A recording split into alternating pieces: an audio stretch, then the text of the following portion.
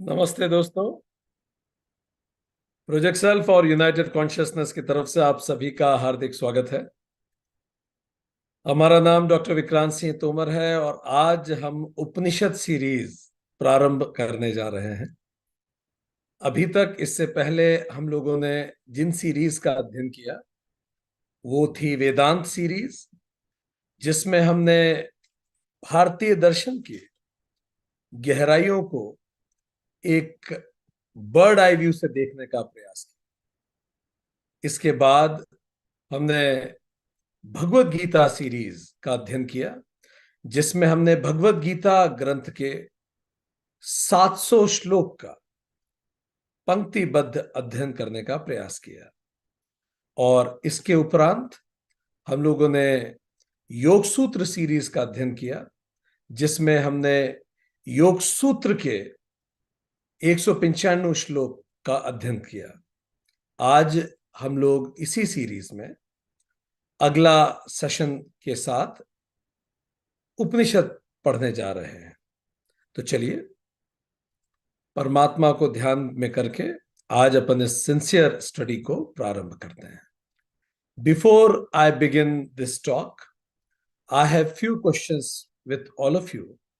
And चूंकि ये qualified batch है, हम सभी लोग वेदांत पहले पढ़ चुके हैं, सो ये सिंसियर स्टडी ऑफ उपनिषद्स किन लोगों के लिए है, उसको समझने के लिए हम आपसे 24 क्वेश्चन पूछेंगे कि क्या ये सेशंस आपके लिए हैं भी कि नहीं। अगर ये 24 प्रश्न आप खुद से जोड़ पाते हैं तो आप हाथ खड़ा कीजिएगा। हम में से कितने लोगों की, आप में से कितने लोगों के विचार में, दिमाग में इस प्रकार का प्रश्न आता है? पहला, मैं जैसा भी हूं वैसा क्यों हूं?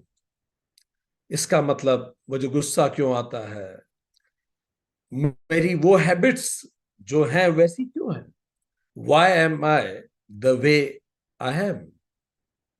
कितने लोगों के मन में प्रश्न आता है, मैं इतना इमोशनल क्यों हूं, या फिर ऐसा क्यों होता है मैं लोगों पे बहुत जल्दी भरोसा कर लेता हूं। ये पहला प्रश्न है। दूसरा प्रश्न, कितने लोगों के मन में यह प्रश्न आता है, मेरे साथ जो हुआ वह क्यों हुआ? मेरी जिंदगी इस तरह की जैसी भी है, अच्छी है, बुरी है, या मुझे पसंद आती है या मुझे उतनी पसंद नहीं भी आती, जो भी स्थिति है, ऐसी स्थिति क्यों मेरी लाइफ में मेरे सामने आई? वो क्यों पूरे अनुभव मुझे मेरे आंखों के सामने देखने पड़े? तीसरा, कितने लोगों के मन में यह प्रश्न आता है कि मैं कौन हूं? What is my purpose of being? मेरे यहां होने का प्रयोजन क्या है? मैं कौन हूं? बहुत अच्छा, बहुत ही अच्छा, बहुत अच्छा। कितने लोगों के मन में यह चौथा प्रश्न आता है, मेरे जीवन का उद्देश्य क्या है? कितने लोगों के मन में यह प्रश्न आता है अक्सर, मेरे जीवन का उद्देश्य क्या है? हम्म, हम्म, बहुत अच्छा, बहुत अच्छा। आई एम श्योर आप में से कई लोगों के मन में बड़ा फ्रीक्वेंटली यह प्रश्न आता होगा। बिल्कुल ठीक बात है, बहुत अच्छा। अगला प्रश्न, मैं यहां क्यों आया हूं? Why was I born at all? अच्छा, कितने लोगों को ऐसा लगता है, ये सबके लिए अलग अलग उत्तर हो सकते हैं, जरूरी नहीं है कि सबके लिए सभी उत्तर सब रिलेट कर पाए, कि they feel they don't want to be here on earth, they want to go back as soon as possible. कितने लोगों को ऐसा लगता है? ठीक है, ठीक है, ठीक है। अगला प्रश्न, मैं दुखों से कैसे मुक्त हूं? ये जो जीवन के दुख हैं, कितने लोग ये प्रश्न उनके सामने आता है? बहुत अच्छा। सातवां, मैं स्थायी शांति को कैसे प्राप्त करूं? कितने लोगों के मन में यह प्रश्न आता है कि क्या यह संभव है कि जीवन के हर उतार चढ़ाव में मैं स्थिर रहूं? आठवां, कितने लोगों के मन में यह प्रश्न आता है कि मरने के बाद क्या होता है? What happens when we die? मरने के बाद क्या होता है? हम कहां जाते हैं? मरने के बाद क्या होता है? बहुत अच्छा। कितने लोगों के मन में यह प्रश्न आता है, नाइन्थ, ये जो जगत है हमारे आसपास का, ये जैसा है वैसा क्यों है? Why this world is the way it is? जब हम इस दुनिया को देखते हैं,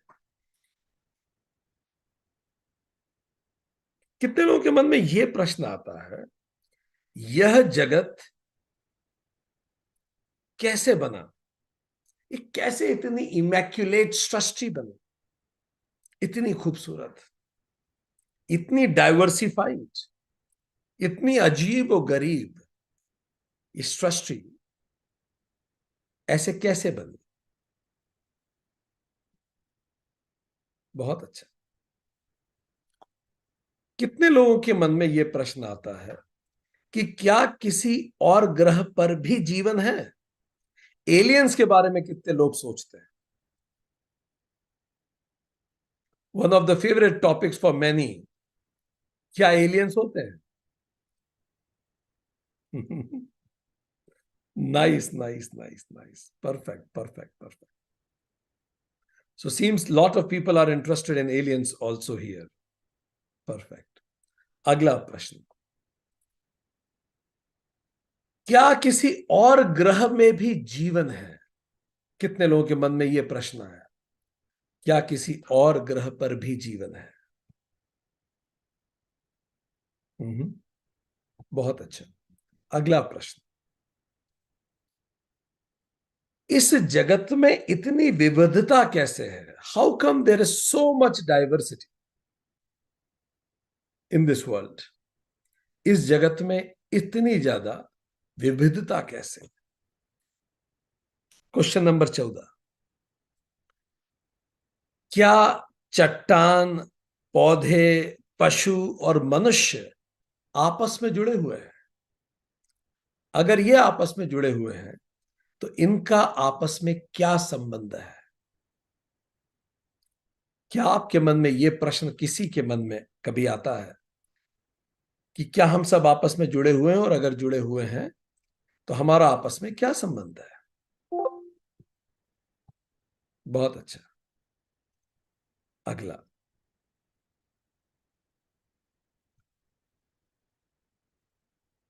नेक्स्ट क्वेश्चन 15, कितने लोगों को रात में आसमान के तारे बड़े आकर्षित करते हैं और उनके मन में आता है क्या मल्टीवर्सेस हैं? क्या सच में बहुत सारे ब्रह्मांड होते हैं, या हम अकेले हैं इस ब्रह्मांड में? कितने लोगों को इस प्रश्न ने कई बार मन में विचलन किया या मन को दुविधा में डाला? हाँ, quite a number, very nice very nice, ठीक है ठीक है। 16, कितने लोगों के मन में यह प्रश्न आता है, ये जो स्टोन्स होते हैं जो हम हाथ में पहनते हैं, क्या इनका मुझ पे असर होता है? क्या इस प्रकृति का मुझ पे असर होता है, या क्या मैं इस प्रकृति को असर डालता हूं? हम्म। कितने लोगों के मन में यह प्रश्न आता है, मैटर और एनर्जी का आपस में क्या संबंध है? Is matter and energy are connected? कितने लोगों के मन में यह प्रश्न आता है, क्वेश्चन नंबर 16, ये जो स्पेस और पंच महाभूत हैं ये क्या है? How does space work? कितने लोगों के मन में 17वां प्रश्न आता है, समय क्या है? What is time? 18वां, कितने लोगों के मन में यह प्रश्न आता है, इस ब्रह्मांड को चलाने वाले नियम क्या है? What are the laws that govern this whole universe? कौन चलाता है इस सबको? कौन निश्चित करता है कि कौन किस गर्भ में जाएगा, कब हार्ट बीट चालू होगी। क्वेश्चन नंबर 19, कौन फूलों को रंग देता है, कौन पेड़ों को बढ़ना सिखाता है, कौन तितलियों को उड़ना सिखाता है। क्वेश्चन नंबर 20, ये सारे ग्रह, नक्षत्र, तारे, सितारे किस नियम के तहत सदियों से लगातार अपने अपने दायित्वों के अनुसार चलते जा रहे हैं। क्वेश्चन नंबर 21, कितने लोगों के मन में यह प्रश्न आता है, ईश्वर क्या है? What is God, may be who is God.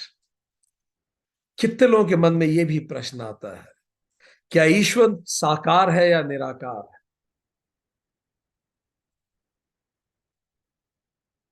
और क्वेश्चन नंबर 23, कितने लोगों के मन में कई बार यह भी प्रश्न आता है, ईश्वर कहां रहता है और क्या करता है? इस समय क्या कर रहा है वो जब ये क्लास चल रही है? क्वेश्चन नंबर 24 और अंतिम, कितने लोगों के मन में यह प्रश्न आता है, ईश्वर की उत्पत्ति कहां से हुई? अगर सबकी उत्पत्ति ईश्वर से हुई तो ईश्वर की उत्पत्ति कहां से हुई? अगर आपके मन में शुरू से 1 से 8 तक जो प्रश्न है वो आते हैं, तो आप जीव के बारे में प्रश्न करते हैं। ये प्रश्न जीवों से संबंधित है।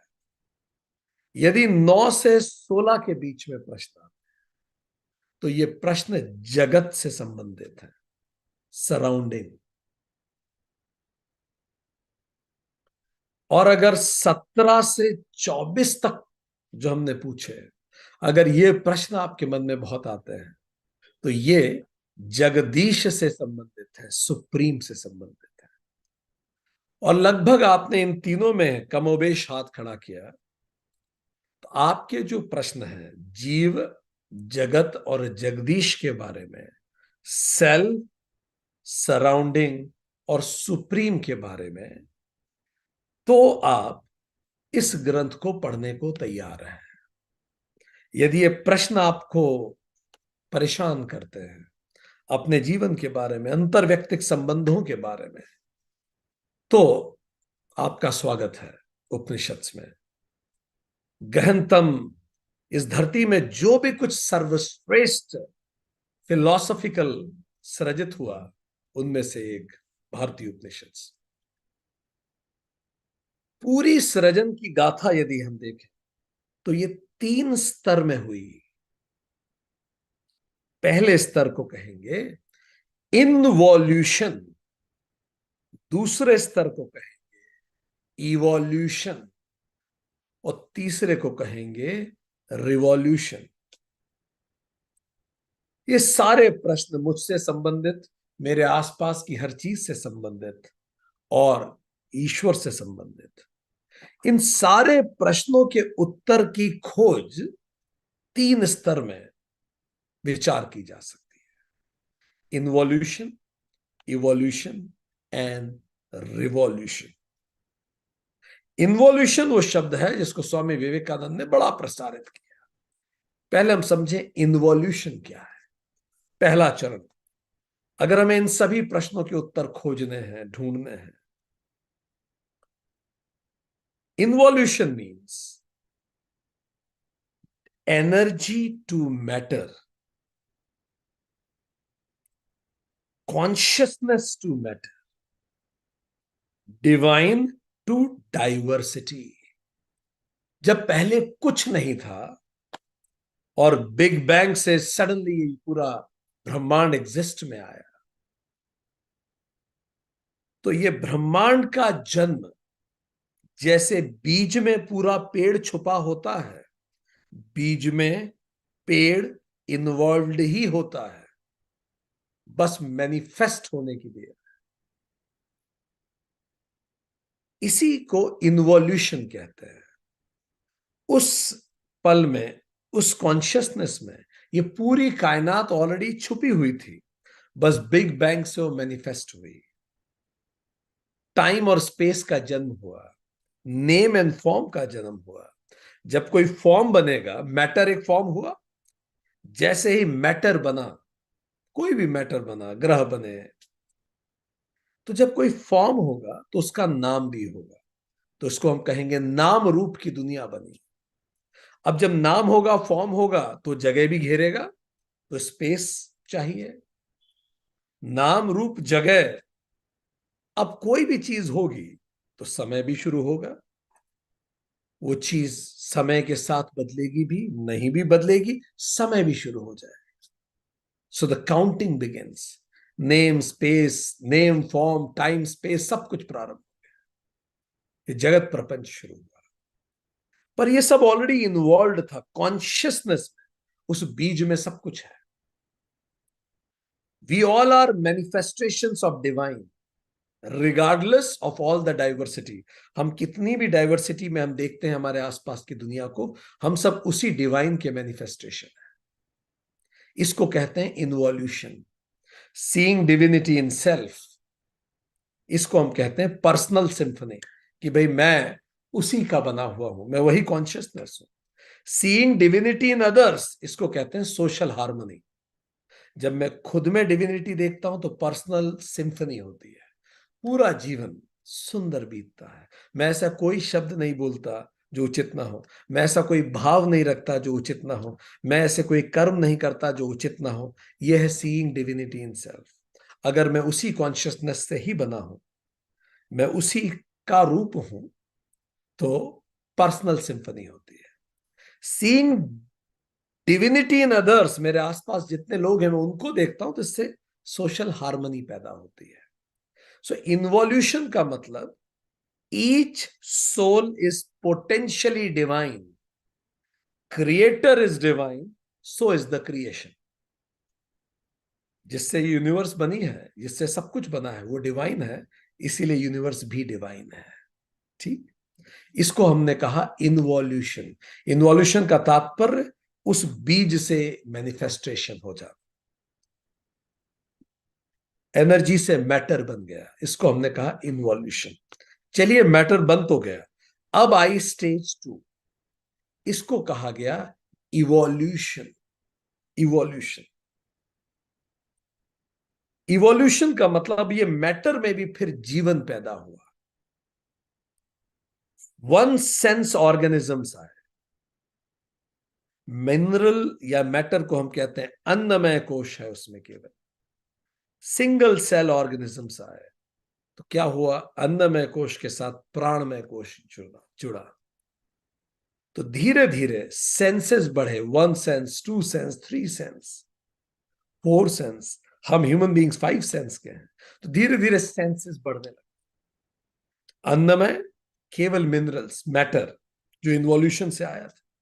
उसके बाद अन्नमय में प्राणमय जुड़ा, ऑर्गेनिजम्स आए, single cellular organisms, single sense के ऑर्गेनिजम्स आए, फिर उससे पौधे बने, फिर अन्नमय प्राणमय में मनोमय भी जुड़ा, धीरे धीरे कॉन्शियसनेस और एक्सपैंड होने लगी, इससे पशु बना।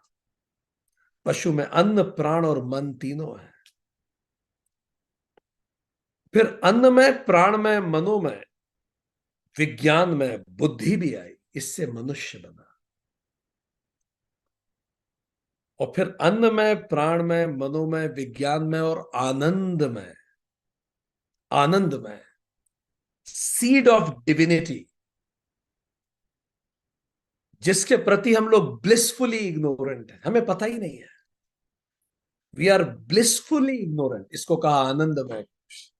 जैसे कोई व्यक्ति अपनी डीप स्लीप में आनंद में रहता, उसका व्यवसाय लुट भी गया हो तो भी डीप स्लीप में तो पूरा आनंद में है, गहरी निद्रा, इसी को आनंदमय कोश। सो इन्वॉल्यूशन एनर्जी से मैटर बना, इवोल्यूशन मैटर इवॉल्व हुआ, और मैटर से ह्यूमन बना, हम आए। जब ह्यूमन आए तो ह्यूमन ने क्वेश्चंस पूछे, ह्यूमन ने क्वेश्चंस पूछे।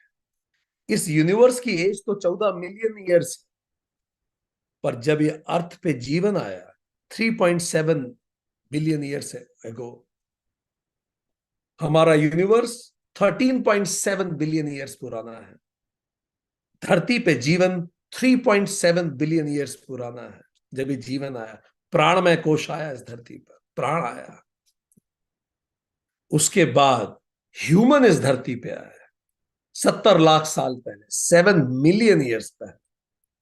और उसके बाद होमोसेपियंस आए इस धरती पे, हम लोग। होमोसेपियंस मतलब इंटेलिजेंट मैन, 2 लाख साल पहले, अभी अभी हम आए। लगातार प्रश्न पूछने की हमारी चेष्टा ने हमें वो बनाया जो हम हैं। मनु अवबोधने मतलब मनुष्य, one who can grasp knowledge with mind is called मनुष्य। द लिटरल मीनिंग ऑफ मनुष्य, जो बुद्धि से नॉलेज को ग्रैप्स कर सके, इसी को होमोसेपियंस कहा, बुद्धिमान मनुष्य। पर आपने ये देखा हमारे पांचों सेंसेस बाहर की तरफ है। क्यों हमारे सेंसेस बाहर की तरफ है? Anybody would like to write answer in this? क्या कारण है हमारे पांचों सेंसेस? हम आंखों से बाहर देखते हैं, नाक से बाहर की हवा लेते हैं, मुंह से बाहर से खाते हैं, सब कुछ बाहर की तरफ है। हम ऐसे इवॉल्व क्यों हुए कि सब कुछ बाहर की तरफ है? एनीबडी? ये प्रश्न शायद हमने कभी पूछा भी हो। एग्जैक्टली संदीप, बिकॉज इवोल्यूशन का एकमात्र लक्ष्य था सर्वाइवल एंड रिप्रोडक्शन। सर्वाइव के लिए आंखों से देखना, नाक से सूंघना, इंद्रियों से रिएक्ट करना बहुत जरूरी था। तो हम सर्वाइव करके इंसान बन गए, हमने देश बना लिए, हमने राज्य बना लिए, मैटर, एनर्जी मैटर में बनी, इन्वॉल्यूशन हुआ, मैटर इवॉल्व होके ह्यूमन बीइंग बन गया। आप देखिए इतना इवॉल्व हो गए। आप सब जानते हैं हम सब स्टार डस्ट ही हैं, जिससे तारे बने उसी से हम बने। पर तारे ऐसे बोल नहीं सकते जैसे हम बोल रहे हैं, हम इतने इवॉल्व हो गए। विलक्षण इवोल्यूशन हुआ हम सबका। और ये सारे इंद्रियां बाहर की तरफ देखती है ताकि हम खुद को बचा सके, और इसी के कारण हम इवॉल्व हो गए। अब आया स्टेज 3, जिस पे अभी हम हैं। इन्वॉल्यूशन हो गया, इवोल्यूशन हो गया, हमने पढ़ लिया, चार्ल्स डार्विन ने भी बता दिया कि भाई पशु से हम इंसान बन गए। अब समय है रिवॉल्यूशन का। What does this revolution? ये पांचों सेंसेस जो बाहर की तरफ देखते हैं, अब हमें इन सेंस के भी परे जाना है। सिंगल सेंस के ऑर्गेनिज्म से हम आज 5 सेंसेस ऑर्गेनिज्म बने। अब समय आ गया है human species extra sensory perception करने लगे। वो उस ब्लिस या आनंदमय कोश के भी परे चली जाए। इवोल्यूशन में हम प्रकृति की वेधशाला में थे, in the laboratory of nature. अब हम आत्मा की वेधशाला में जाएं और उन सारे प्रश्नों के उत्तर ढूंढें जो हमने 24 प्रश्न आपको बताए थे। क्या एलियंस होते हैं? मेरा नेचर ऐसा क्यों है? मुझे गुस्सा क्यों आता है जल्दी? आत्मा की वेधशाला। इवोल्यूशन के दौरान जितने वैज्ञानिक हुए, उन्होंने लॉ ऑफ नेचर स्टडी किया। पर रिवॉल्यूशन में जो वैज्ञानिक हुए, इन्होंने लॉ ऑफ ब्रह्मन स्टडी किया। कॉन्शियसनेस के लॉज क्या है, नेचर के नहीं। उस चेतना के लॉज क्या हैं, उस चैतन्य के लॉज क्या हैं जिससे हम सब बने हैं। नेचर भी तो उसी से बना है। तो इवोल्यूशन के दौरान वैज्ञानिकों ने लॉ ऑफ नेचर पढ़े, पर देन कुछ वैज्ञानिकों ने लॉ ऑफ कॉन्शियसनेस पढ़ा, और उनको यह समझ में आया कि जब मैं लॉ ऑफ कॉन्शियसनेस पढ़ता हूं, तो ये पूरा जो इवोल्यूशन हुआ है मेरा, मैं इसको काउंटर करके उस एनर्जी तक वापस पहुंच सकता हूं जिस एनर्जी से मैं आया। काउंटर इवोल्यूशन कर सकता हूं, प्रति प्रसव कर सकता हूं। मैं उस पूरी एनर्जी की ताकत अपने अंदर ला सकता हूं। ये पूरी ब्रह्मांडीय शक्तियां मैं वापस प्राप्त कर सकता हूं। मैं पूरे ब्रह्मांड से कनेक्टेड हो सकता हूं। पहले कोई ये बात समझता नहीं था जब कही जाती थी, पर जब से इंटरनेट आया है लोग समझ पाते हैं कि कैसे आप सबसे कनेक्ट हो सकते हैं। कैसे यहां से एक बटन दबा के अमेरिका में चीजें बदली जा सकती हैं। अगर यहां से एक बटन दबा के अमेरिका में चीजें बदली जा सकती है तो मार्स ग्रह पे भी बदली जा सकती है। अगर मैं पूरी दुनिया से यहां बैठ के कनेक्टेड हो सकता हूं तो मैं पूरे ब्रह्मांड से कनेक्टेड हो सकता हूं। मैं एकाकार हो सकता हूं, प्रति प्रसव उस पूरी यूनिवर्स की एनर्जीज को मैं खुद से जोड़ सकता हूं। स्वामी विवेकानंद ने कहा, अब जो गोल है वो बदल गया है। अब सर्वाइवल या दो वक्त की रोटी का गोल नहीं है। आई एम श्योर जो लोग यहां क्लास अटेंड कर रहे हैं उनके जीवन का मूल लक्ष्य दो वक्त की रोटी मिल जाए और मैं जिंदा रह लूं, ये नहीं होगा। तभी आप लोग यहां समय दे रहे हैं। This can not be the objective of life, two times meal and or survival, वो गए जमाने। स्वामी विवेकानंद कहते हैं, the goal quote, the goal is to manifest this divinity within. अब लक्ष्य यह है, अब लक्ष्य यह है कि मेरे अंदर जो सुप्रीम पोटेंशियल है, एक्सट्रीम पोटेंशियल है, उसको मैं मैनिफेस्ट करूं। कैसे? By controlling internal nature. अभी तक मैं एक्सटर्नल नेचर को कंट्रोल करने की सोचता रहा, अब समय आ गया है कि मैं इंटरनल नेचर को कंट्रोल करूं। स्वामी जी आगे कहते हैं, do it either by work, worship और मेंटल डिसिप्लिन। कैसे भी करूं, मैं अपने इनर बीइंग को इवॉल्व करने के लिए या तो वर्क करूं, कर्म योग करूं, वर्शिप करूं, उपासना योग करूं, मेंटल डिसिप्लिन, उपासना योग, या हम जोड़े विजडम करूं, ज्ञान योग, और या फिर ये तीनों करूं ताकि मैं हर प्रकार के भय से मुक्त हो सकूं, मैं उस अपार ऊर्जाओं को अपने अंदर केंद्रित कर सकूं और वो सब प्राप्त कर सकूं जिसके मैं योग्य हूं। स्वामी जी आगे कहते हैं, this is the whole religion, बस यही धर्म है। कमजोर होना अधर्म है, मजबूत होना अधर्म है। सारी शक्ति की ऊर्जाओं से खुद को जोड़ पाना धर्म है। डॉक्ट्रीन्स, रिचुअल्स, बुक्स, टेम्पल्स और forms are secondary details, Swami ji कहते हैं। बाकी सब चीजें सेकेंडरी डिटेल्स हैं। महत्वपूर्ण विषय यह है, क्या मैं अपने आप को इवॉल्व कर पाऊंगा? क्या मैं अपने आप का सर्वश्रेष्ठ वर्जन तक पहुंच पाऊंगा? एक मैनेजमेंट में एक प्रिंसिपल कहा जाता है कि जब आप छोटे लेवल पे होते हैं, लोअर लेवल मैनेजमेंट पे होते हैं, तब जो चीजें आपको चाहिए होती है वो मिडिल लेवल मैनेजमेंट में नहीं चाहिए होती है। और जब आप टॉप लेवल पे होते हैं तब जो स्किल सेट आपको चाहिए होता है वो मिडिल लेवल का नहीं है। जब आप लोअर लेवल मैनेजमेंट में नौकरी कर रहे हैं आपको टेक्निकली अच्छा होना चाहिए और थोड़ा ह्यूमन एलिमेंट्स की आपको समझ में होनी चाहिए, क्योंकि लोगों के साथ आप डील करते हैं। पर जब आप मिडिल लेवल मैनेजमेंट में आ जाते हैं तो टेक्निकली उतना अच्छा होना जरूरी नहीं है, ह्यूमन रिलेशनशिप की आपको ज्यादा समझ होनी चाहिए, और बिजनेस कैसे चलता है वो कंसेप्चुअल समझ और आप में होनी चाहिए। पर जब आप टॉप मैनेजमेंट पे काम करते हैं तो आपको टेक्निकल समझ की ज्यादा जरूरत नहीं है। रतन टाटा जो एक आर्किटेक्ट हैं, अगर टाटा मोटर्स और टाटा केमिकल्स के चेयरमैन हो सकते हैं। टेक्निकल समझ उतनी नहीं चाहिए, कंसेप्चुअल समझ चाहिए। तो पीटर्स प्रिंसिपल ये कहता है, जो स्किल सेट आपको यहां लाया है वो यहां से आगे नहीं लेके जाएगा। पर कई लोग अपने स्किल सेट को छोड़ने को तैयार ही नहीं, तो उसको पकड़ के रखते हैं। इसी तरह से इवोल्यूशन ने हमें एक स्किल सेट दिया है।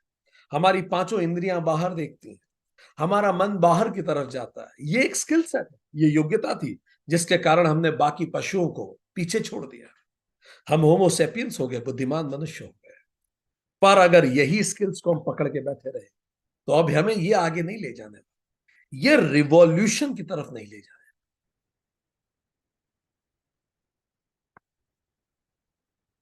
आर्टिफिशियल इंटेलिजेंस के इस युग में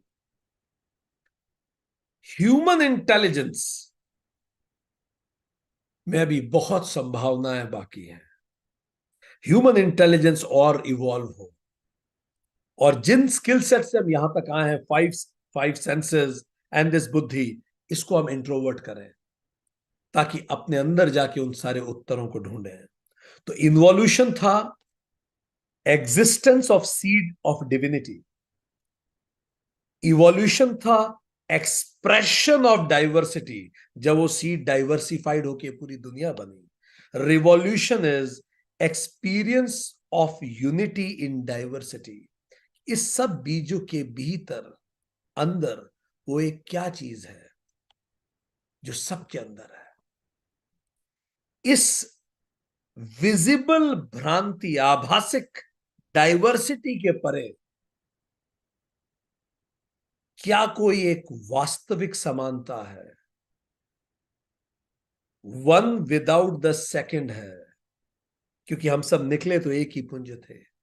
यही जानना क्रांति है, और इस जानने को ही संस्कृत में वेद कहते हैं। सो वेद का अर्थ इस सत्य को जानना कि समस्त डाइवर्सिफाइड एक्सप्रेशन के भीतर एक यूनिफाइड रियलिटी है। इसको वेद कहते हैं। विद ज्ञाने मतलब वेद, जानना, टू नो। तो आज से कई हजार साल पहले, लगभग 5,000 साल पहले इस धरती पर ऐसे कुछ वैज्ञानिक हुए जिन्होंने वो जो 24 प्रश्न हमने आपसे पहले पूछे थे उन पर बड़ा मनन किया, इन पर प्रश्न किए, उन पर प्रयोग किए, प्राकृतिक नियमों को जाना, आत्मिक नियमों को जाना, पता लगाया कि ये पूरी यूनिवर्स, ये टाइम, स्पेस, मैटर, ये कैसे अनुशासित रहते हैं। इन वैज्ञानिकों को इन्होंने अपनी गहरी इंसाइट और रिसर्च से they saw order of the universe. उन्होंने यूनिवर्स का ऑर्डर देखा अपनी गहनतम दृष्टिकोण से। They could see how the universe is happening, what all is happening. उन्हीं वैज्ञानिकों को ऋषि कहा गया। ऋषयति इति ऋषि, one who saw the order of the universe. ऋषयति जिसने देखा, उन्होंने स्वयं देखा मैं कौन हूं, उतरते चले गए। उन्होंने उस सूक्ष्मतम तरंगों को देखा जिससे वो खुद बने हैं। एंड व्हेन आई से देखा, आई मीन देखा, no metaphor, they saw, not by this eyes, ज्ञान चक्षु, क्योंकि अपनी पांचों इंद्रियों को तो उन्होंने अंदर कर लिया। In their deepest orders of meditation. जिनको यह अजीब लगता है, ऐसे कैसे हो सकता है, आंख बंद करके कैसे देख सकते हैं? किसी मां से पूछिए, जब बेटी दुखी होती हो तो आंख आंख बंद किए बिना काम में ही उसको कुछ लगता है कि मेरी बेटी ठीक नहीं है। जब आप गहनता से संयम करते हैं किसी चीज पे, तो आप देखते हैं। ऋषियों ने ज्ञान चक्षु से उतर के देखा, उन सूक्ष्मतम तरंगों को देखा जिससे सारी सृष्टि बनी।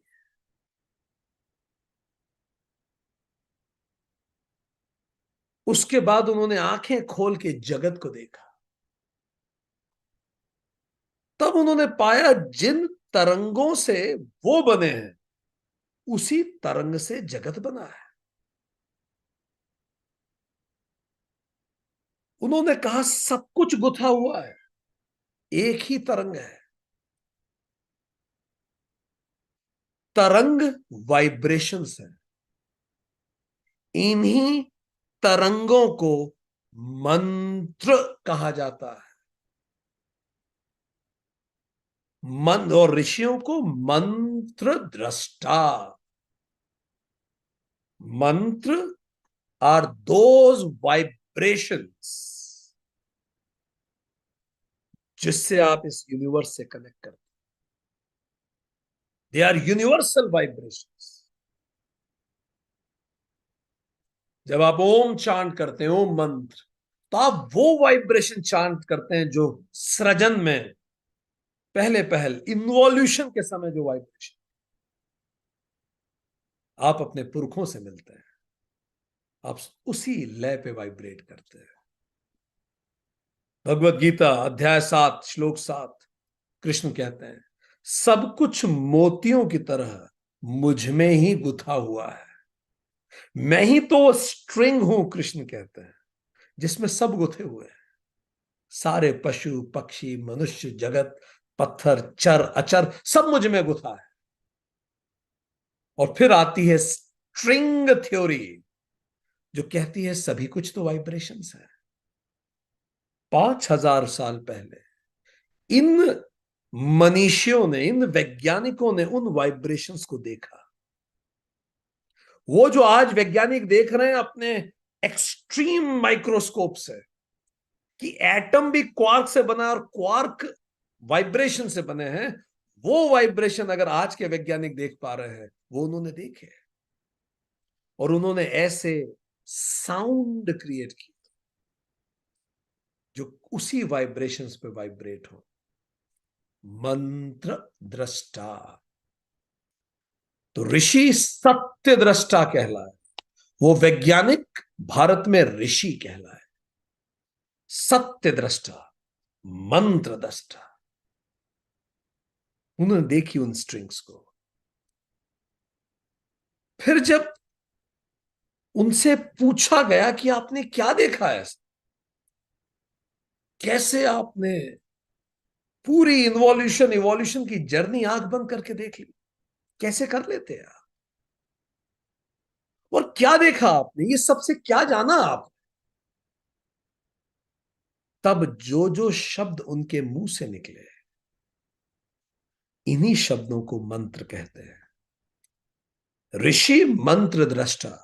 मंत्र वो वाइब्रेशंस, वो तरंगे हैं जो हमें इस समूचे अस्तित्व से जोड़ती हैं.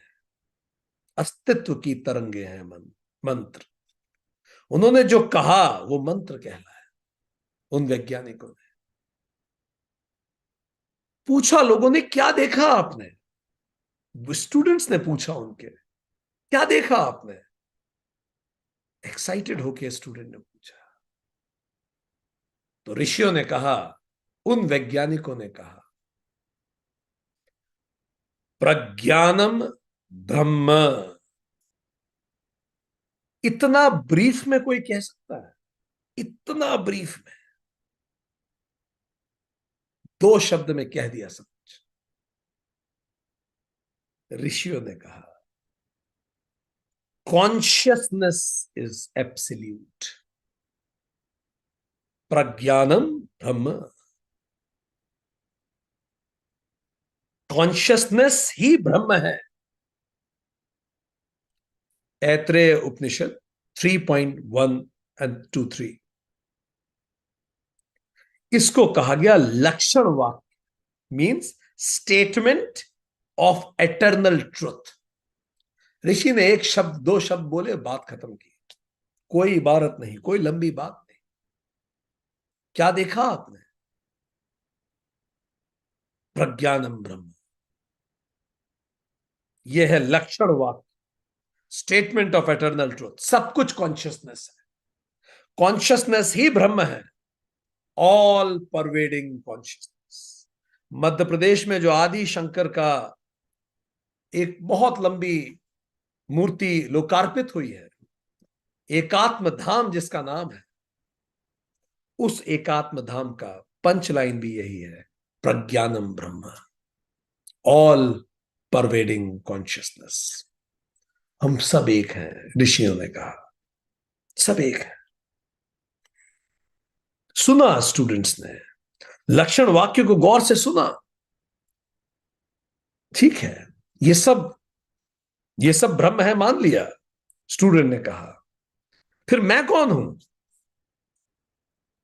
तब ऋषियों ने दूसरा महावाक्य कहा, तत् त्वम असि, तुम भी वही ब्रह्म हो। अब ये बड़ा चकित करने वाला था, ये बड़ी चकित करने वाली बात थी, बड़ी घोषणा थी। क्यों बड़ी घोषणा थी? जब स्वामी जी गए शिकागो में बोलने, तो बहुत सारे लोग उनसे पहले बोल रहे थे, यू आर सिनर्स, ऑडियंस को बोल रहे थे, यू आर सिनर्स, तुम पापी हो, तुम्हें स्वर्ग से फेंक दिया गया है तुम्हारे पाप के कारण। और यहां स्वामी जी उन वैज्ञानिकों के डिसेंडेंट, वो तो कुछ और ही कहने आए थे। वो तो उस वेद वाक्य की घोषणा करने आए थे जो ऋषियों ने कही थी। और वो वेद वाक्य क्या था? श्रुणुन्ति विश्वा, ये ऋषियों ने कहा था। श्रुणुन्ति विश्वा अमृतस्य पुत्रा, श्रुणुन्ति विश्वा, listen whole world, you are eternal beings. अमृत के पुत्र हो तुम, अमृत कभी नहीं खत्म होने वाले। कान खोल के सुनो, श्रुणुन्ति विश्वा अमृतस्य पुत्रा, आप अमृत के पुत्र हो। Listen whole world. Swami ji दहाड़े वहां। And then he said, there is only one sin that is calling others a sinner. Then Swamiji said, I will not insult you by calling you sinners. कितना रिलीविंग है। हम पापी नहीं है, हम स्वयं वो ईश्वर के अंश मात्र है। हम में पोटेंशियल है ईश्वर हो जाने का, हम वही तो हैं। ऋषियों ने कहा, तत् त्वम इसी, तुम वही हो। पहले उन्होंने कहा सब कुछ वही है, ऑल परवेडिंग कॉन्शियसनेस। फिर विद्यार्थियों ने कहा, हाँ समझ में आ गया। अगर समझ में आया होता तो ये अगला प्रश्न आता क्या? वो कह ही चुके हैं सब कुछ कॉन्शियसनेस है। पर कई चीजें थ्योरेटिकली समझ में आती है। ऋषियों, स्टूडेंट्स ने, शिष्यों ने श्रवण किया, फिर पूछा फिर मैं कौन हूं? तो ऋषियों को और स्पष्ट होना पड़ा। उन्होंने कहा, छांदोग्य उपनिषद 4.9-10, तत्त्वमसि, तुम भी वही हो। इसको कहते हैं उपदेश वाक्य, स्टेटमेंट ऑफ इंस्ट्रक्शन। वो स्टेटमेंट ऑफ ट्रूथ था, वो तो फैक्ट है, ये इंस्ट्रक्शन। तत्वमसि, तुम वही हो। कितनी क्रांतिकारी बात 5000 साल पहले। कह रहे हैं सब कुछ ब्रह्म है और तुम भी ब्रह्म हो। मतलब ब्रह्म कहीं आसमान में नहीं छुपा, कोई बड़ी बड़ी दाढ़ी वाला, सफेद रंग के बाल वाला दुनिया नहीं चला रहा। वो यही है, यहां है, मुझ में है और तुम में भी है, हम सब में है। और शायद सही शब्द हो, वो मैं भी हूं, वो तुम भी हो, बस हम भूले हुए हैं अपने स्वरूप को। ये सुन के शिष्य चकित हो गए। 5000 साल पहले, लुक एट द ऑनर। जब दुनिया कबीलाई समाज में थी, जब दुनिया पत्थरों में, जब दुनिया मूर्तियों में,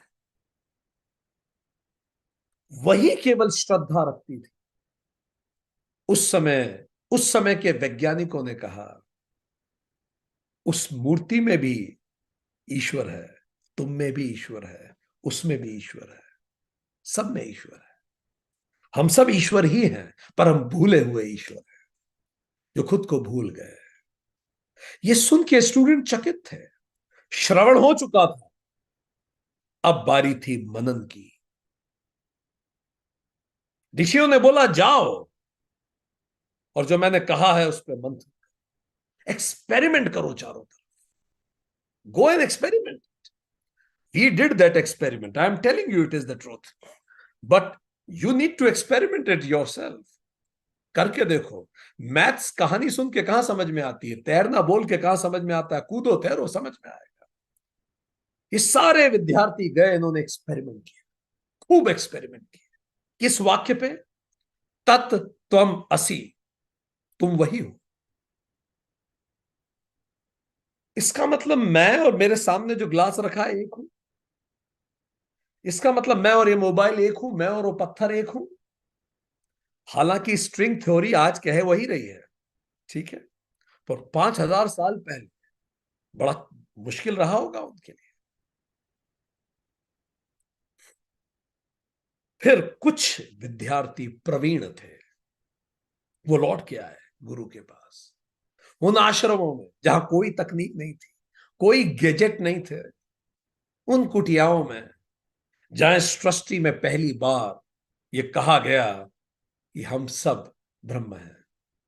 वो वापस आए।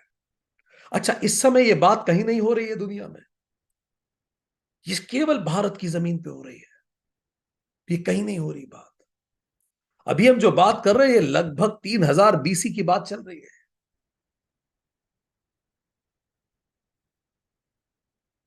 शिष्य वापस आए गुरु की कुटिया में, और फिर उनमें से कुछ शिष्यों ने डिक्लेयर किया, अयम आत्मा ब्रह्म, सेल्फ इज ब्रह्मन, और मुस्कुरा के गुरु के चरणों में लौट गए।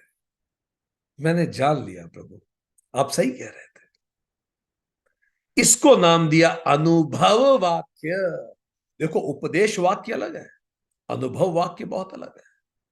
वो तो गुरु ने कहा था तत्त्वमसि तुम हो, वो आके उसने कहा अयम आत्मा ब्रह्म, मैंने देख लिया जो आपने कहा था, मैंने देखा, अपनी आंखों से देखा, मैं समझ गया। स्टेटमेंट ऑफ रियलाइजेशन,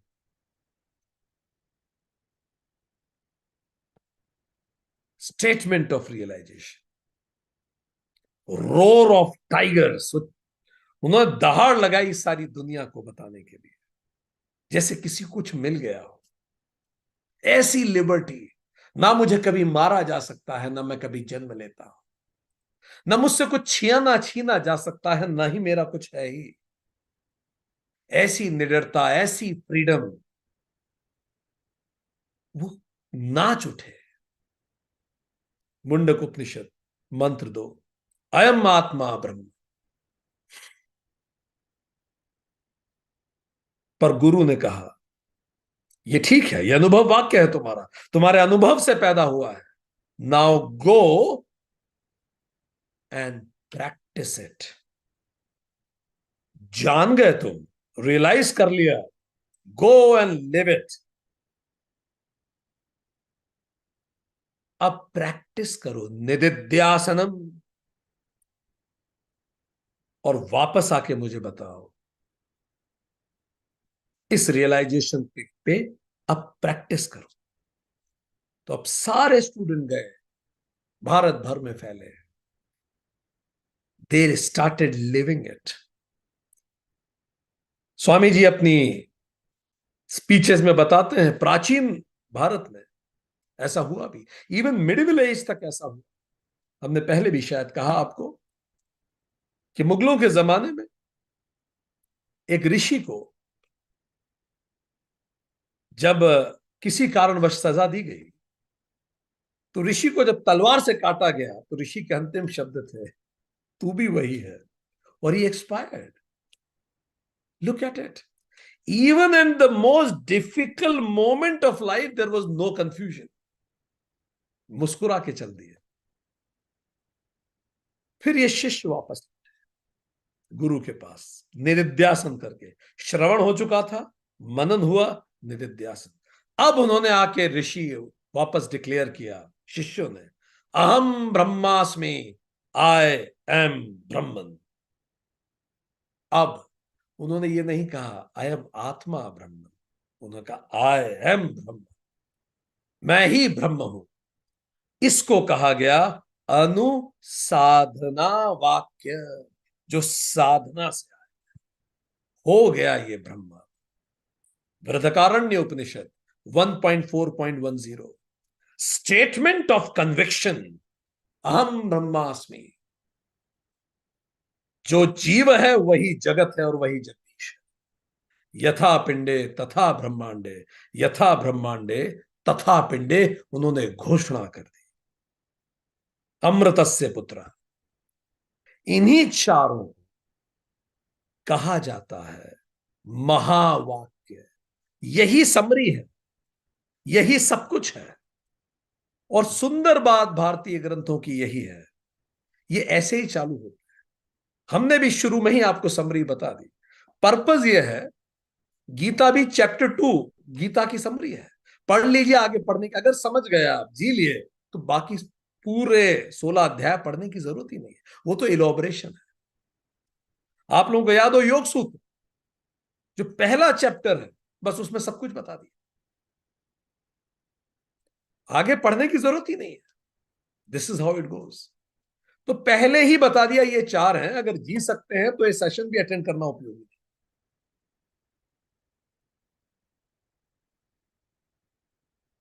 पहला इज, जैसे हमने कहा, लक्षण वाक्य। I am quoting Aitareya Upanishad for this लक्षण वाक्य। How exactly is written in the Upanishad, ये सुनते समय ध्यान रखिएगा, ये कितने साल पहले कहा गया लक्षण वाक्य। हजारों साल पहले इस जमीन पे लक्षण वाक्य आ गया, प्रज्ञानम ब्रह्म। हम, आई am coating Upanishad, how does they से, एग्जैक्टली क्या कहते हैं उपनिषद इसमें। This is Brahman, I am coating line by line in English. This is Brahman, this is Indra, this is creator Prajapati. ये ब्रह्म है, ये इंद्र है, ये प्रजापति है। This is again all the gods and the 5 great elements. ये सारे भगवान है और ये पंच महाभूत है।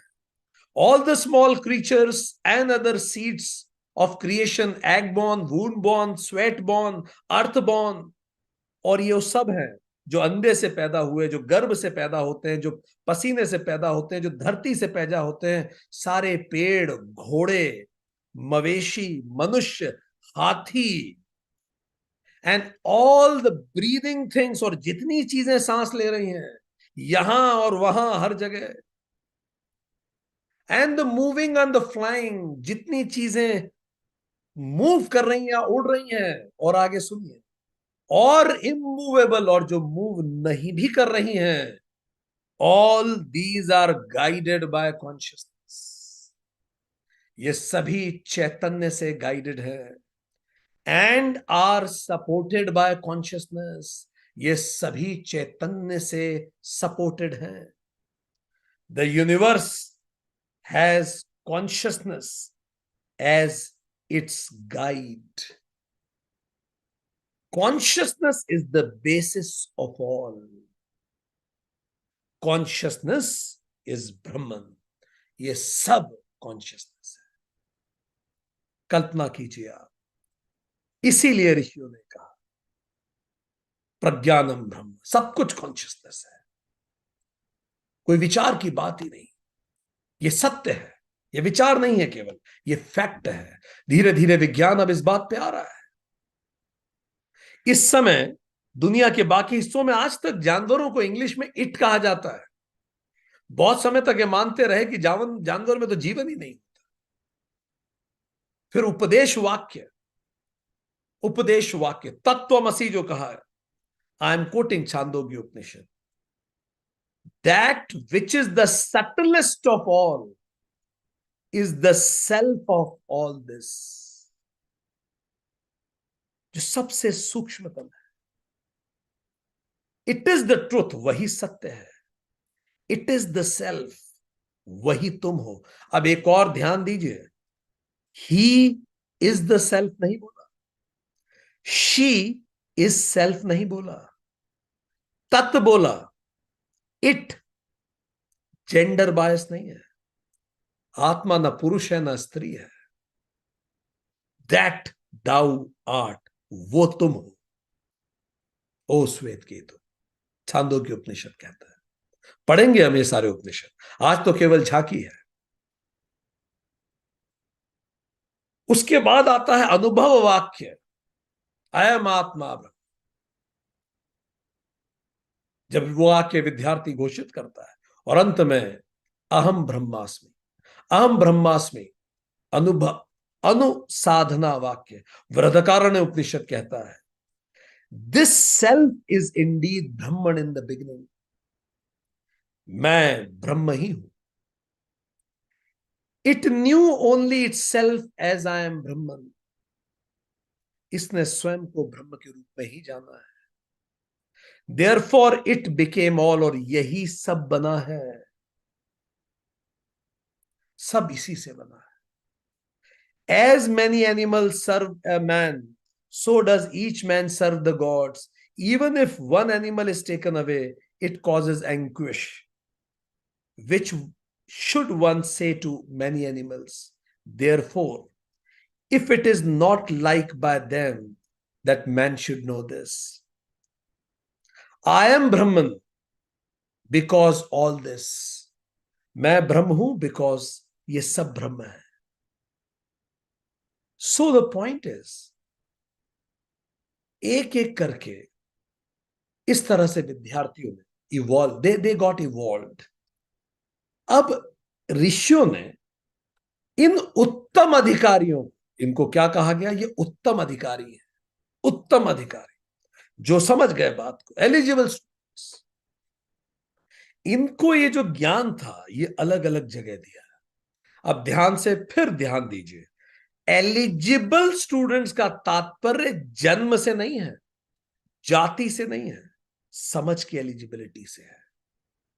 तो ये बाद में इसका कालांतर में अर्थ बदल गया एलिजिबिलिटी का. तो इन साइंटिस्ट ने अपने रिसर्च एसोसिएट्स को अलग अलग जगह क्लासेस पढ़ाई. थोड़ा यहां पढ़ाया, थोड़ा वहां, बड़ा सिलेबस था. और ये ओरल ट्रेडिशन से सदियों चलता है. गुरु शिष्य परंपरा. कुछ मिस नहीं हुआ, कुछ भी मिस नहीं हुआ. सदियों ये चला. उसके कालांतर में हजारों सालों बाद एक मछुआरिन था, एक मछुआरिन थी, मछलियां पकड़ती थी, नदी में लोगों को एक जगह से दूसरी जगह ले जाती थी.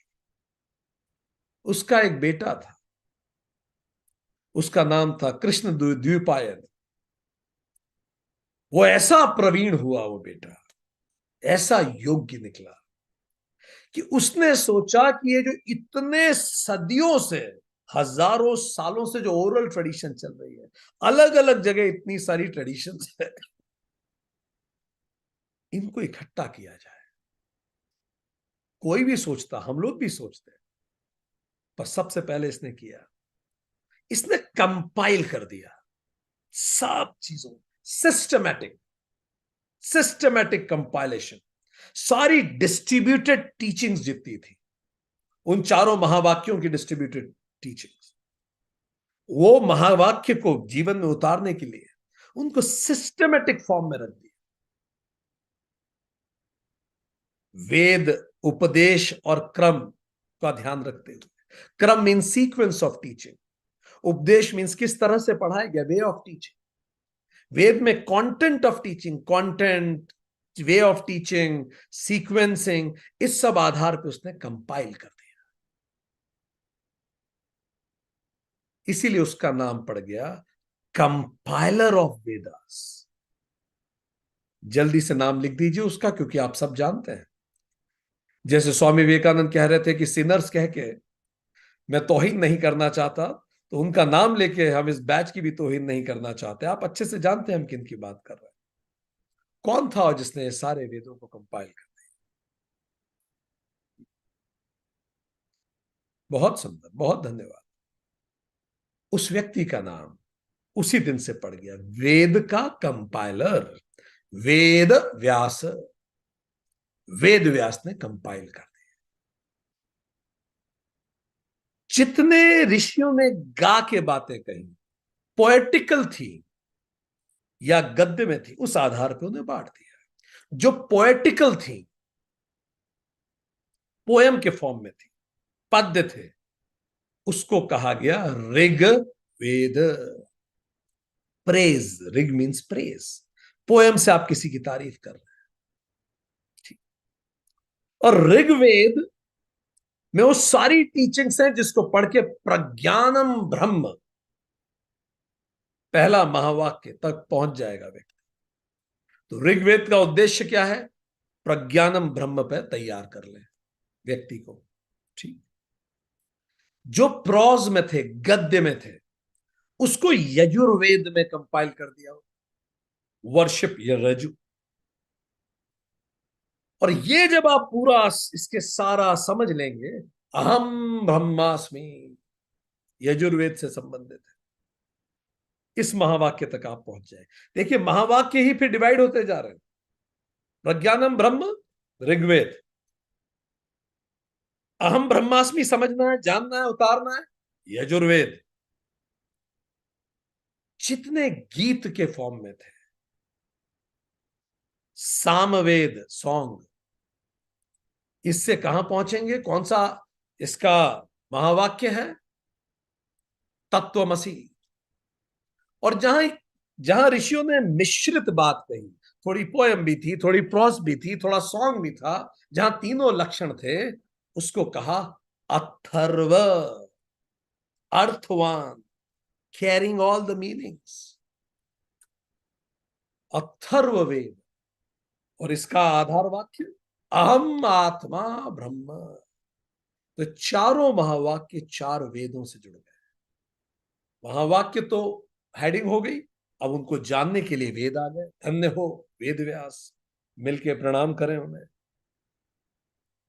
अब जब ये गुरु शिष्य परंपरा, ये जो वेद संकलित हो गए, तो फिर से गुरु शिष्य परंपरा चली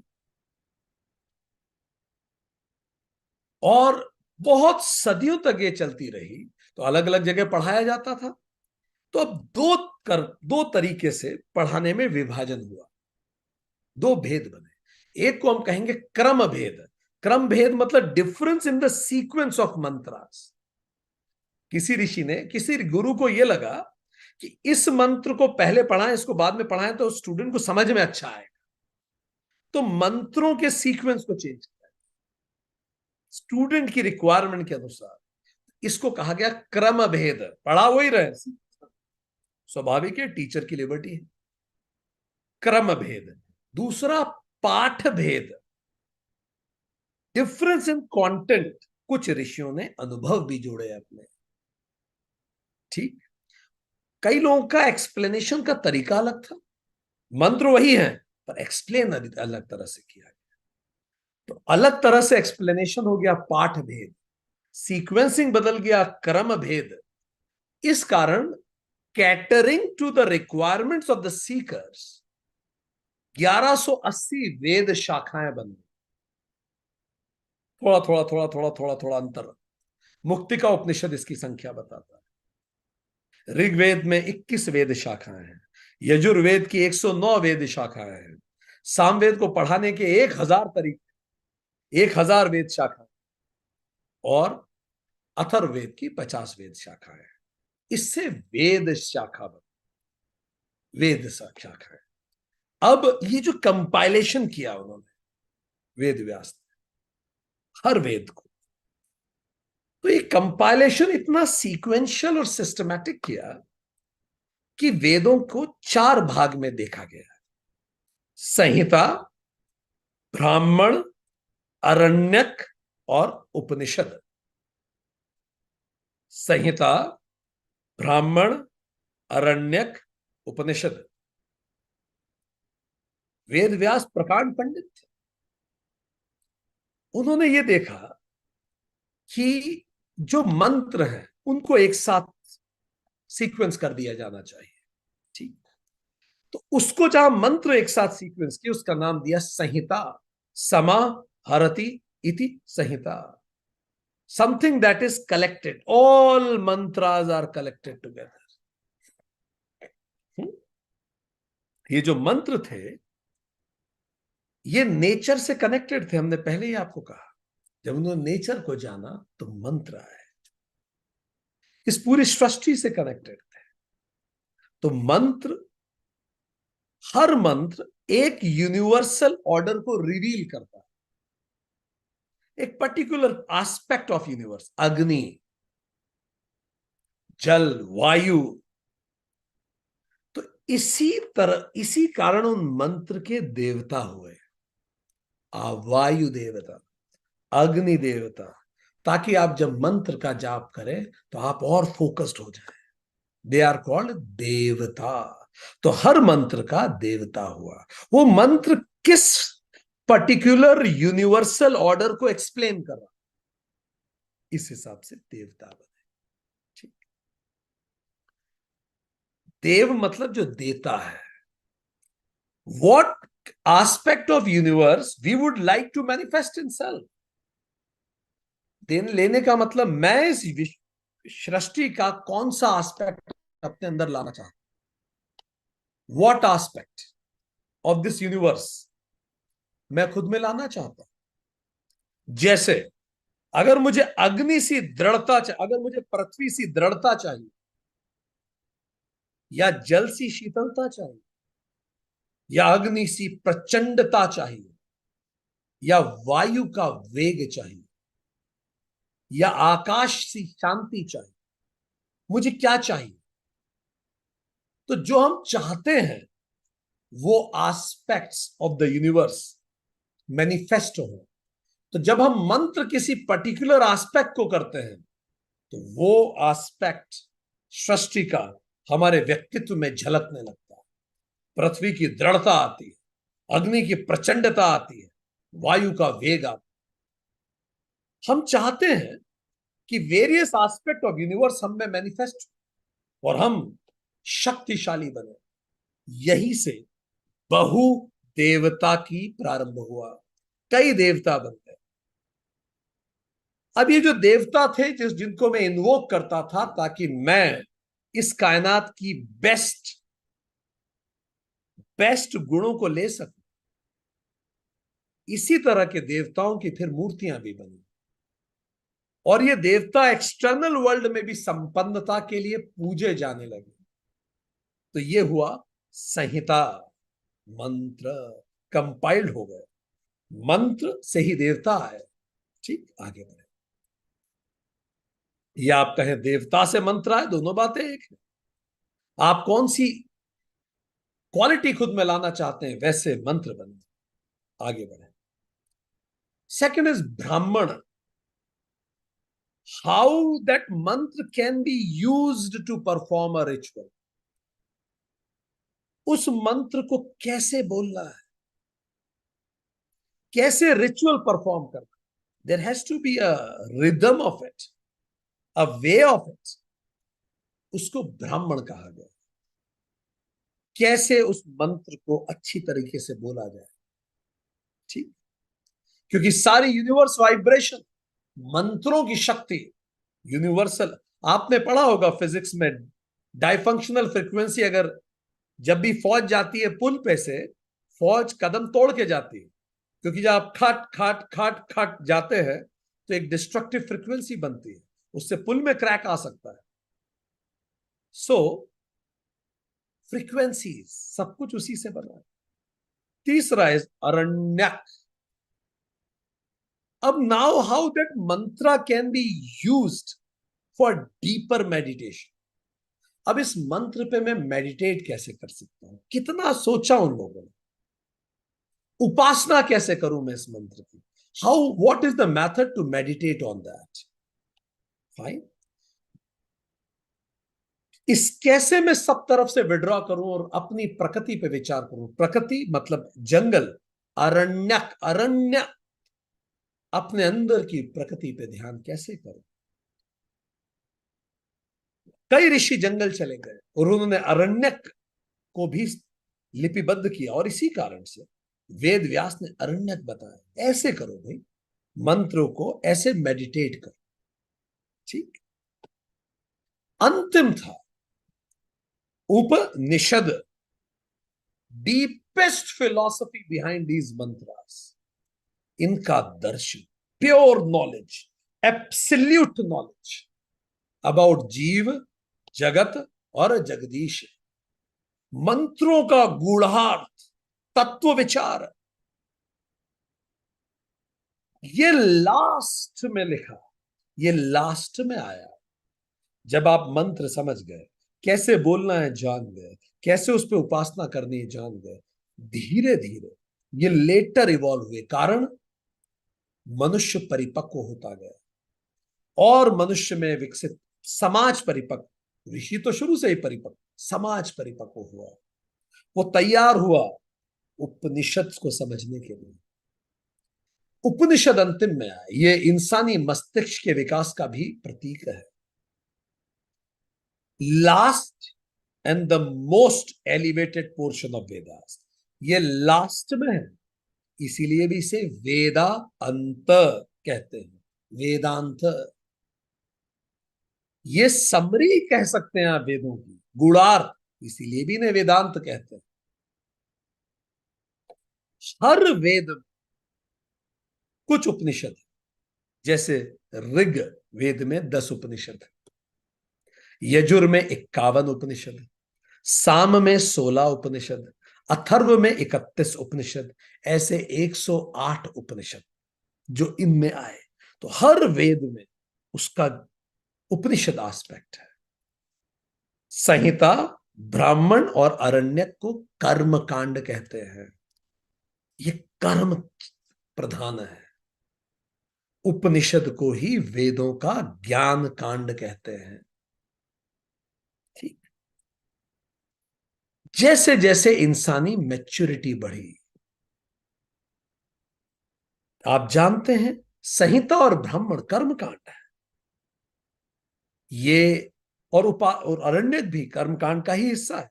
पर अगर आप थोड़ा और गहराई में जाएं तो आप ये कह सकते हैं कि संहिता और ब्राह्मण कर्मकांड है, और ये किन पुरुषार्थों से जुड़े हुए हैं?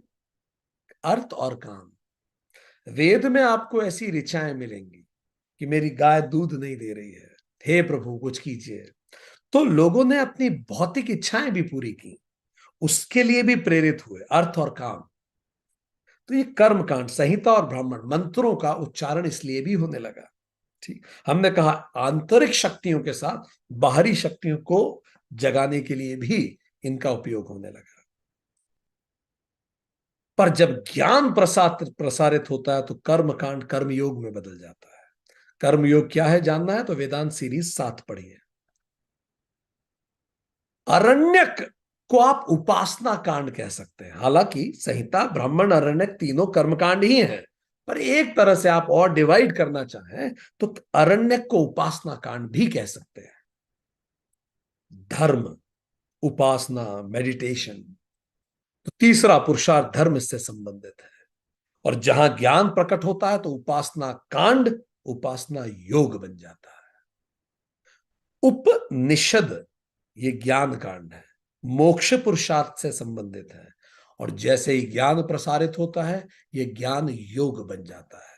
अगर आपको कर्म योग, उपासना योग, ज्ञान योग जानना है, वेदांत सीरीज 7, 8 और 10 क्रमशः सुने। अगर आपको संहिता, ब्राह्मण, अरण्यक, उपनिषद और शास्त्रों पे जानना है, वेदांत सीरीज 3 सुने।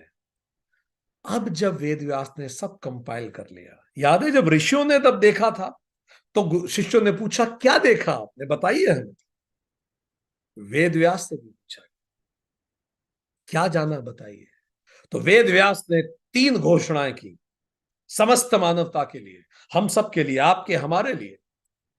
पूरे वेदों को कंपाइल करने के बाद, सारा ज्ञान शास्त्रों को कंपाइल करने के बाद, महाभारत को कंपाइल करने के बाद, पुराणों को कंपाइल करने के बाद वेद व्यास ने 3 बात कही। पहला, summary of all according to Veda Vyasa, हमारे समाज के लिए भी, धर्मो रक्षति रक्षिता, अगर आप धर्म की रक्षा करेंगे तो धर्म आपकी रक्षा करेगा। महाभारत में उल्लेख आता है, you protect the dharma of the body, body will protect you back. You protect the dharma of the society, the society will protect you back. You protect the dharma of climate, climate will protect you back. दूसरा, वेद व्यास की घोषणा, श्रूयताम धर्म सर्वस्वम श्रोत्वा एतद अवधार्यताम। श्रूयताम धर्म सर्वस्वम, गौर से सुनो, सारे धर्मों का जो सार है मैं कह रहा हूं। श्रूयताम धर्म सर्वस्व, श्रोत्वा एतत् अवधार्यताम, सुनो और जीवन में लागू करो, कह रहे हैं। क्या है, क्या है सार? आत्मन प्रतिकूलानि परेशान न समाचले, whatever you do not want for yourself, don't do it to others. Very profound. आपने इसको बाइबल में बहुत बार सुना होगा कि जो व्यवहार आपको खुद के साथ पसंद नहीं है, वो व्यवहार आप किसी दूसरे के साथ मत कीजिए। और आप देखिए ये कितने पहले वेद, आत्मन प्रतिकूलानि परेशान न समाचरे। जो आपको खुद के साथ पसंद नहीं है वो आप किसी के साथ मत करिए, वेद व्यास ने अगली बात कही। और शायद ये सारे धर्मों का सार। तीसरी बात, सत्यम वद धर्ममचर। जीवन को अच्छे से जीना है तो क्या कहिए? सत्य बोलिए और धर्म पे चलिए, जीवन आपका ठीक चलेगा। एक क्विक रिकैप लेते हैं। आज हमने इस सेशन में क्या जाना? हमने आपसे 24 प्रश्न पूछे और हमने कहा कि ये प्रश्न जीव जगत ईश्वर से संबंधित हैं। अगर ये प्रश्न आपके पास हैं तो आप उपनिषद के लिए तैयार हैं। और इन्हीं प्रश्नों को पूछते पूछते इन्वॉल्यूशन, इवोल्यूशन और रिवॉल्यूशन हुआ। इन्वॉल्यूशन का मतलब डिविनिटी का सीड, हम अंदर उस सीड में ही पूरा इम्प्रिंट है, पूरी यूनिवर्स उसी सीड में इन्वॉल्व है, बस बाद में मैनिफेस्ट हुई। तो ये manifestation from that seed is called involution. Evolution, seed से जब ये पूरा ब्रह्म आगे बढ़ा, चर अचर जगत आगे बढ़ा। और रिवॉल्यूशन, अब हम इन 5 सेंसों से ऊपर उठे और अब हम स्वात्मानुभूति करें। Existence of seed of divinity is called involution. Expression of diversity of this world is called evolution.